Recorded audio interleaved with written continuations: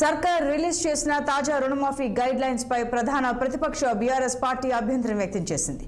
సగానికి సగం మంది రైతులకు రుణమాఫీ ఎగ్గొట్టేందుకు సర్కార్ వ్యూహం పన్నిందని మాజీ మంత్రి హరీష్ రావు ఆరోపించారు. పీఎం కిసాన్ నిబంధనల వర్తింపుతో రైతులకు అన్యాయం జరుగుతోందని ఆయన మండిపడ్డారు. ప్రభుత్వం షరతులు వెంటనే ఉపసంహరించుకోవాలన్న ఆయన రైతు రుణమాఫీకి రేషన్ కార్డు నిబంధన ఎందుకని ప్రశ్నించారు.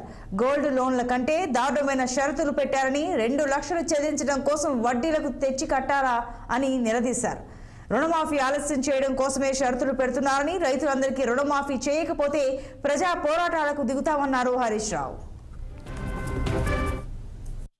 కోసం బయట 3 రూపాయలకు మళ్ళీ అప్పు తేవాలి.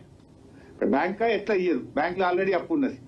ఈ ₹1,00,000 వడ్డీ వ్యాపారుల దగ్గర పోయి 2 రూపాయల మిత్తికో, 3 రూపాయల మిత్తికో, 4 రూపాయల మిత్తికో ఇవాళ ఈ అప్పు కట్టడం కోసం రైతు కొత్త అప్పు తెచ్చుకోమన్నట్టుగా ఉన్నది ఈ ప్రభుత్వ తీరు.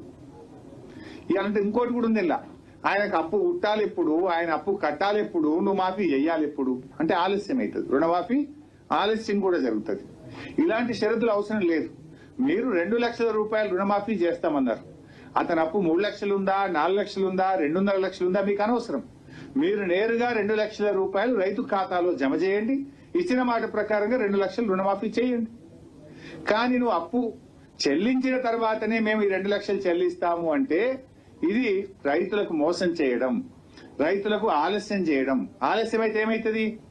సపోజ్ ఆయన 1 లక్ష రూపాయల అప్పు అదనంగా ఉంది, అది కట్టాలి. ఆ అప్పు కోసం ఆయన తిరిగి 2 నెలల్లో 3 నెలల్లో ఆ 1 లక్ష రూపాయలు తెచ్చి బ్యాంకులో కట్టాలంటే ఈ 3 నెలల్లోపు అతని వడ్డీ పెరిగిపోదా? అతని మీద మళ్ళీ మిత్తి భారం పడదా? నువ్వు ఇచ్చే 2 లక్షలు ఇచ్చేస్తే అట్లీస్ట్ అతని వడ్డీ భారం అన్న తగ్గిపోయేటువంటి అవకాశం ఉంటుంది. కాళేశ్వరం ప్రాజెక్టుకు సంబంధించిన అంశాలను కమిషన్ కు